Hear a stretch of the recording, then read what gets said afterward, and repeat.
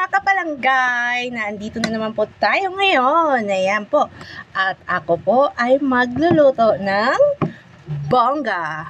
Ayan, ito po ang iluluto ko po gamit si bonggang-bongga mga kapalanggay. Yan, ka mga mamshi, sa mga nanay. Yan po. Siyempre, may dalawa akong itlog. Yun. Ito po, itlog. Binati na ni Kulit. Ayan, at saka bawang at sili, luya at paminta. Ayan, so kailangan natin ng mantika, taba. Ngayon, dito sa Pangasinan, ang mantika, ang tawag ay taba. Nakaka-hurts. Parang ako yata yung sinasabihang taba.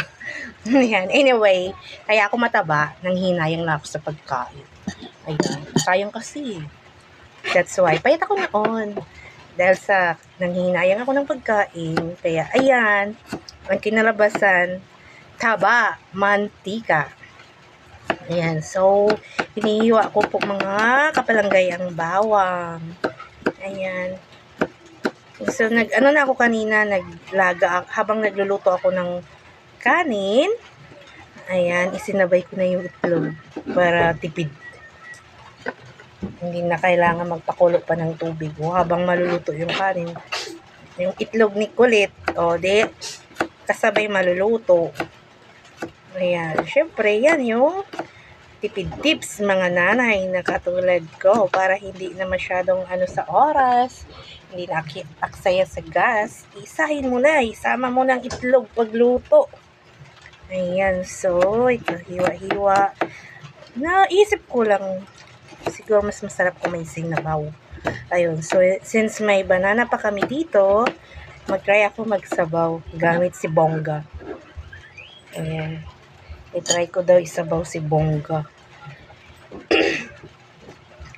Ilaw ko. Ito yung pagkain ng mga mayayaman.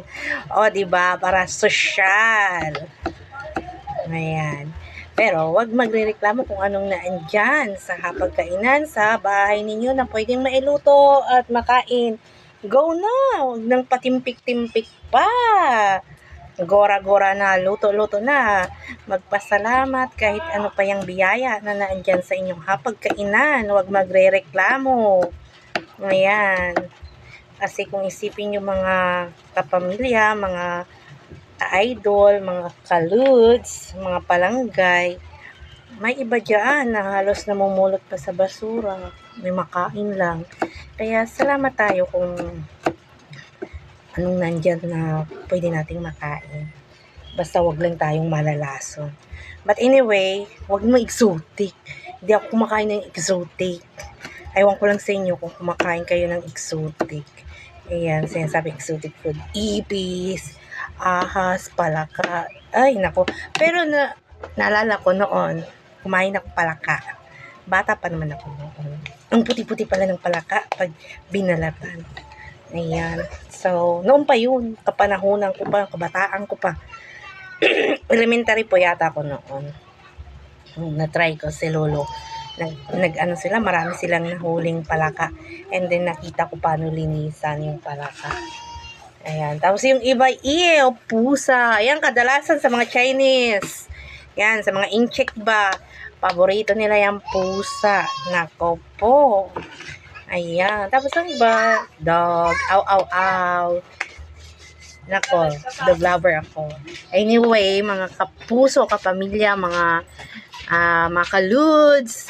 Ayan, abangan nyo pa po ang aking pong mga gagawin. Mamaya po kung ano po ang aking gagawin dito sa bongga. Magbonggahan po tayo. Bye!